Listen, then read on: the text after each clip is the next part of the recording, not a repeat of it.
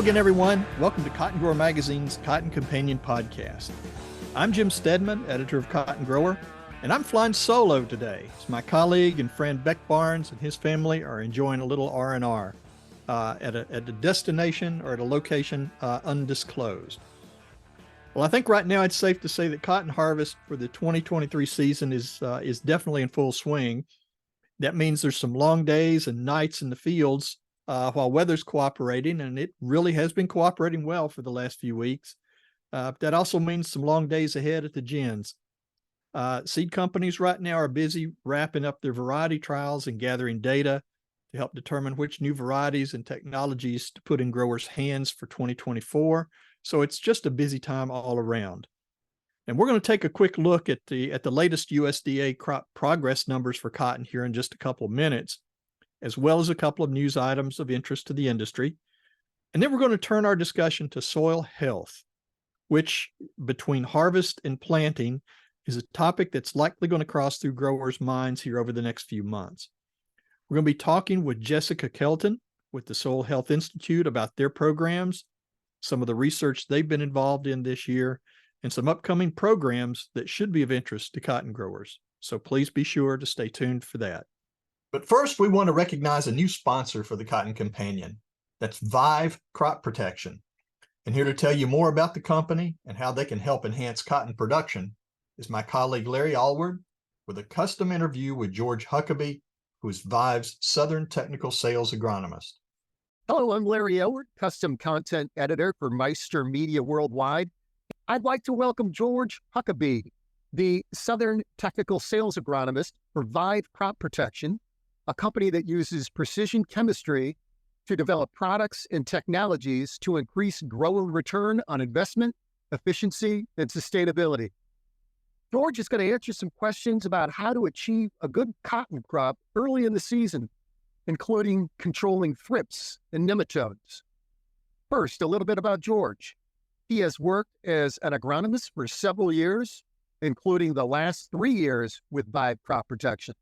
George is also a certified crop advisor. His specialties include fertility, weed and insect problems, seed, and new product recommendations and evaluation. George, welcome. Thanks, Larry. Thanks for having me on today. George, what are some things growers should consider to ensure their cotton crops get off to a good start? Well, Larry, first off, you want to make sure you have the right variety selected, and then you want to make sure you have good soil moisture and adequate soil temperature. After that, you want to avoid herbicide injury, and you also want to protect emerging plants from insects. Thrips seem to be one of those early season problems in getting a cotton crop going. What management options are there for thrip control? Well, seed treatments and ag logic are very common in the industry today, and they do a pretty good job. But another option is Villiprid insecticide. It is a imidacloprid-based insecticide that's applied where it needs to be, right in the furrow. By applying it in furrow, Villiprid is immediately available for root uptake and therefore protects emerging cotton seedlings. It's safe for applicators and easy to use. How about nematodes, George? How can cotton growers determine if they have nematode problems? Well, one way they can do it is they can pull a soil sample at the end of the growing season and send it off to the lab. But another way is to look at your field history, and you can also scout for symptoms during the growing season. Some of these symptoms include stunted plants, areas where the plants tend to wilt first in dry periods, and the presence of galls on the roots of infected plants. George, talk about Vive Crop Protection's Averland FC nematicide and how it can be used for nematode control. Averland FC is the only abamectin-based product labeled for in-furrow use on cotton. It is one of the best, if not the best, nematicides on the market when it comes to toxicity to nematodes. Even an initial sublethal dose still kills nematodes by rendering them paralyzed, thus unable to feed, and therefore they die. The grower is also applying Averland FC in the right place in furrow and creates a protection zone around the seedling. By using Averland FC, the grower gets more AI per acre when compared to seed treatments. It also has a safer LD50 to the applicator than other toxic nematicides on the market. George, where can cotton growers go to learn more about Vive's products? Well, the best place to go is on our website. It's vivecrop.com/cotton. And that's also where you can find your contact information for Vive's regional sales managers who would love to help you fight thrips and nematodes. George, thank you for taking the time to provide cotton growers with this pertinent information about thrip and nematode control. Thanks, Larry. Thanks for having me on today.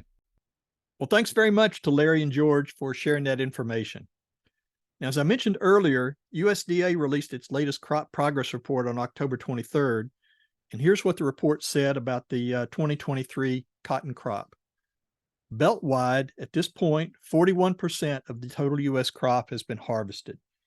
That's up 8 percentage points in the past week, and then we're actually now running 2 points ahead of the 5-year average for this date. And when you look at the numbers on a regional basis, growers have harvested already approximately 68% of the Mid-South cotton crop, 28% of the Southeast crop, 30% of the Southwest crop, and 21% of the Western crop. So we are off to an exceptional start in terms of getting this year's crop out of the fields into the gin. The crop condition remains fairly static, just as it has through most of this season. 29% of the crop is rated good to excellent. That's overall. There are some states that the numbers are much, much higher. The 28% fair across the board, and 43% poor and very poor, which is a reflection on some of the drought conditions that our folks in the Southwest and Upper High Plains have dealt with again this year. So again, we'll take a look at another report here in another week, but I suspect we're going to see those that harvest number well up over 50% by the next report. The Cotton Board's 2022 annual report is now available online for downloading at www.cottonboard.org. This report features 2022 budget and financial information, an overview of the top-line strategic priorities of the Cotton Research and Promotion Program, and information on projects and programs from 2022. If you want a copy of the report on paper or in DVD format, now the Cotton Board's happy to provide those to you as well. Just email your request to Stacy Gorman. Her email address is sgorman, that's SGORMAN, at cottonboard, all one word, .org. Similarly, the U.S. Cotton Trust Protocol is seeking stakeholder consultation on the revision of the protocol's principles and criteria and its grower enrollment questionnaire. The revision of these documents reflects sort of the ongoing evolution of the protocol program, and this input is important to them to help ensure the quality and effectiveness of this standard. It's a quick turnaround. Input is needed by October 30th, and if you'd like to participate and provide feedback to help refine and enhance these documents, please visit trustuscotton.org/trust-protocol-standard. Once again, that's trustuscotton.org/trust-protocol-standard, and that will take you to the website where you can leave your comments and provide some input. Well, as I mentioned earlier, we're now going to turn our focus to the ever important topic of soil health and some of the work and programs that are currently in place to benefit cotton production. And joining me now is Jessica Kelton, who's a soil health educator for the Soil Health Institute. Jessica, thanks for joining me today. It's great to be here, Jim. Thank you, and welcome to the Cotton Companion. Now, I'm not sure how much our audience understands about the Soil Health Institute, and I recognize that it's headquartered over in the Raleigh, North Carolina area, but as I recall, you're based in Southeast Alabama, and you've got a lot of other colleagues based in other parts of the country. Can you take a couple minutes to fill us in on the Institute's background and mission? Yeah, so the Soil Health Institute is a 501c3, and it is, again, like you said, across the U.S. and some programs into Canada. But really our mission is to safeguard and enhance the vitality and productivity of soils.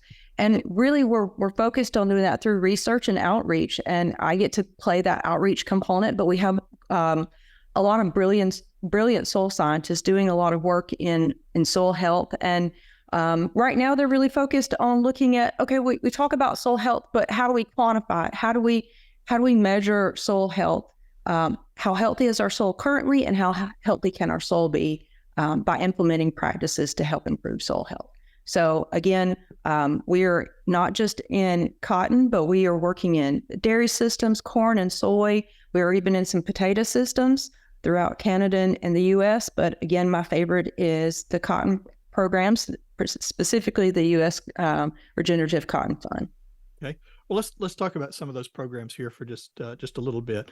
The Institute's been real active across the Cotton Belt, programs and research over the last few years, and we've talked about some of those before on the podcast.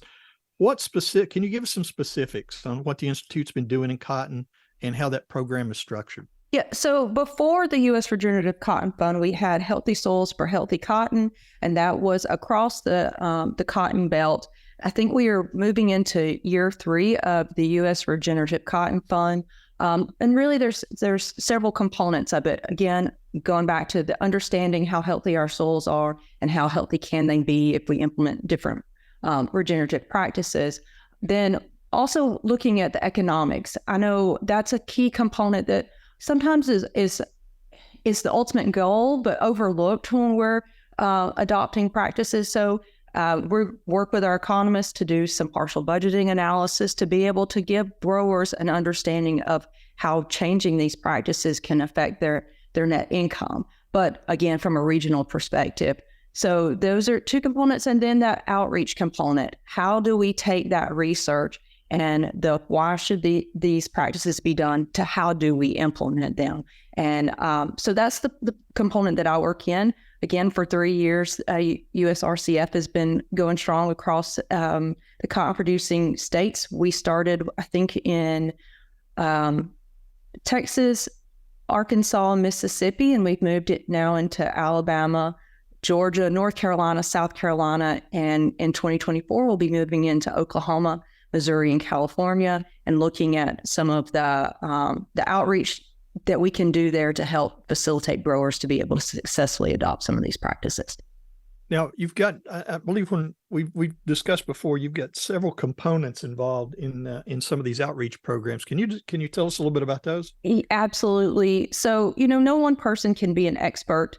I don't consider myself an expert in Alabama, much less an expert in Texas or Mississippi or any other state. So relying on one single expert or several experts to try to help growers adopt practices, I think is going to be counterproductive. So we recognize that, and we want to be able to work with local experts, and we refer to those as our technical specialists in those regions, boots on the ground that have the experience in that state that can be a resource for a grower. If we get a call and there's a grower that's interested in adopting cover crops, who can help them to be able to put that into practice, but with locally relevant information. So the technical specialist can be anyone from extension that's been working in cover crops and reduced tillage for quite a bit of time. Maybe it's someone with the conservation district. Maybe it's a private consultant that's worked specifically with soil health. But anyone who has that local relevant knowledge that can help growers adopt these practices. So that's one component of it. And the other component of the outreach, which I think is super important, is working with farmer mentors. And anytime we're looking at changing practices, you have those innovators, those early adopters that have taken that risk to change their practices. And I guess everyone knows is risky. And if to try to change practice, you take on quite a bit of risk. But they're the ones who've done the trial and error. They're the ones that have committed to understanding how to implement new practices and worked out the kinks. And they're always willing to share their story. And I think that's what's wonderful about ag in general. A lot of times is there's not a lot of competition. It's not they're not competing. They would like to see everybody succeed, and they're willing to share what works for them and what doesn't. And I think that's crucial to being able to convince growers that, hey, we can make this work. It's not just the research. It's not just the economics of showing how it can pay off, but it's hearing the story of other growers who have done it on farm, made the mistakes, fixed the mistakes, and have been successful with these practices. So that's the other component. We have our technical specialists to provide those resources, and then also the farmer mentors to be proponents and to tell other growers how they're making it work. Yeah, growers love to share their success stories with each other. Yeah, and it's wonderful. I think that's one of the best parts of my job is I actually get to hear those growers tell their stories, and it's really inspiring to hear them to speak of what they're doing and how they're making that work on farm. Recently, the Institute's been doing quite a bit of work out on the southern high plains of Texas, which is an area that has not generally been, let's just say it's not really been a hot spot for cover crops and some other conservation tactics. It's been slow to adapt or adopt in those areas. Can you tell me about some of the findings from that study? Yeah, so I know what we've done a lot with, and me personally is on the economic side of it. And I've spent a lot of time in the high plains of Texas just trying to understand their production, which is completely different than Southeast Alabama. A lot more limitations than what we have here. So understanding their water availability is very slim. So how have they adapted to that? So what we did with the partial budgeting analysis is understanding those growers who have been able to transition either to a reduced tillage system or reduced tillage with cover crops, which is not something that we see a lot in the high plains. But we've seen even with those typically who are limited input, primarily without irrigation, or those that have irrigation on their farms, we've seen where they have been able to increase their net returns anywhere from $50 an acre on those limited inputs to over $100 an acre for those who are farming with irrigation. So that's one of the key takeaways from that is, yes, it's not as widely adopted in that area, but the growers who are adopting these practices are seeing an economic benefit from putting these practices into place. Even though there's still those limitations and water's a huge concern, growers are able to plant some of the covers and make it work. Again, utilizing resources that are specific to the high plains and knowing what you can plant, what you can't plant as a cover is super important. But there are growers that are making it work out there. They always seem to find a way to make it work. Absolutely. They are amazing engineers. Yeah, especially in that region. It's if you've not been to that area or seen the production out there, it's a daunting prospect of going out there to grow cotton, particularly when even on an average year their rainfall is much less than what I would typically expect to see here in Alabama. Yeah, definitely. Well, you've got, as I understand, the Institute is planning some webinars over the next few months during what we traditional cotton meeting season, with a focus on economics and the value of cover crops, just sort of the things that you've talked about. What's planned with these webinars? When are they when are they scheduled, and how can growers participate in these? So we do, again, part of the outreach is providing some resources that growers can use. We would like to make sure that they're in multiple formats. Some people like hard copies. I love a hard copy of a fact sheet.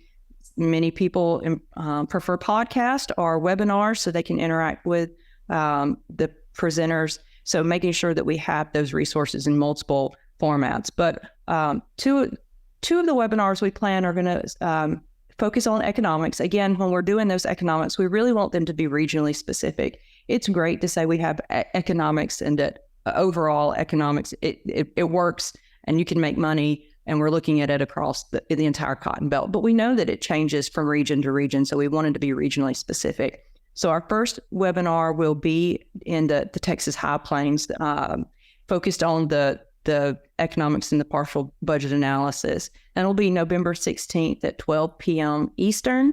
And we will have our economist on there as well as some others to present those findings and the fact sheet, which is actually already available at our website, soilhealthinstitute.org.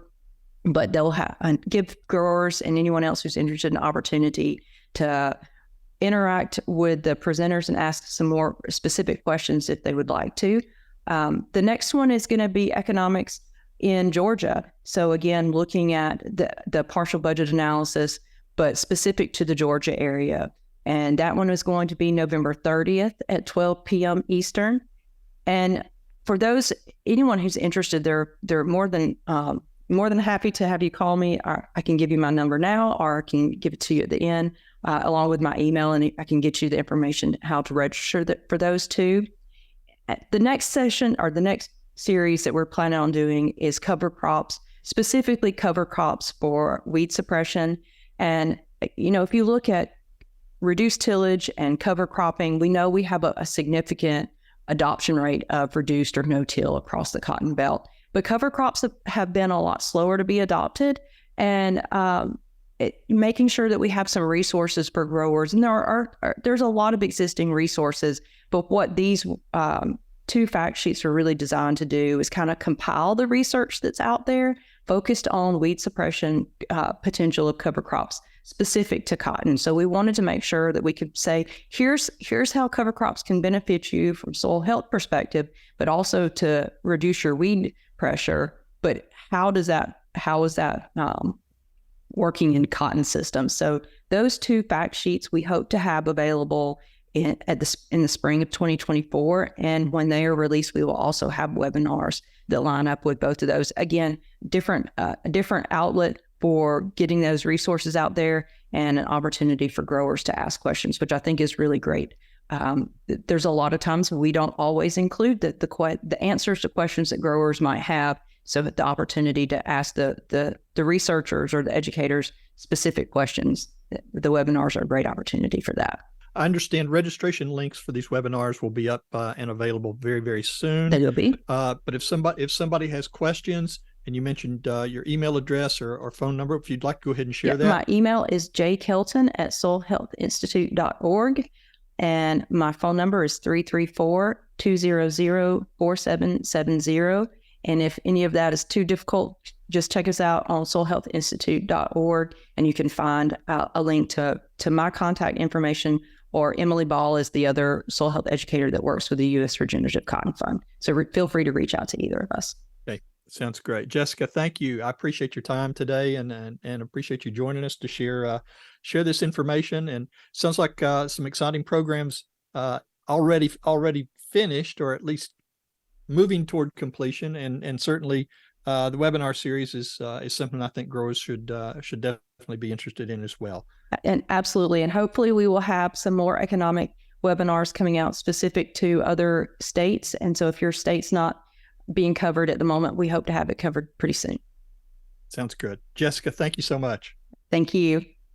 And that's it for this episode of the Cotton Companion Podcast.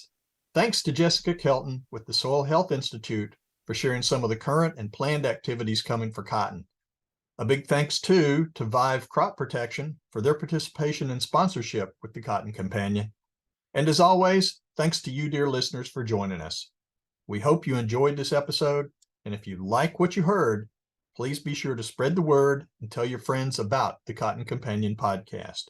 Here's where and how they can find us. You can find the Cotton Companion in 3 easy ways. First, go to cottongrower.com/companion, or simply click the podcast tab at the top of the homepage. Second, subscribe to our channel on iTunes or wherever you find your podcasts these days. And 3, sign up for our weekly e-newsletter, the Cotton Grower e-News, that's delivered to your email inbox every Tuesday morning.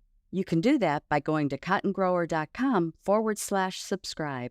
Also, be sure to follow Cotton Grower on social media. We are at Cotton Grower Mag on Twitter. And on Facebook, you'll find us by searching for Cotton Grower Magazine. The Cotton Companion Podcast is produced twice monthly by Tyler Hatch and Kim Henderson, our talented colleagues at the world headquarters for Meister Media Worldwide in lovely Willoughby, Ohio. I'm Jim Stedman, and Beck Barnes and I will be back with you in a few weeks with the next episode of the Cotton Companion. Until then, stay safe. Yeah, he works and he works and he works and he works all day. God made a farmer. Yeah,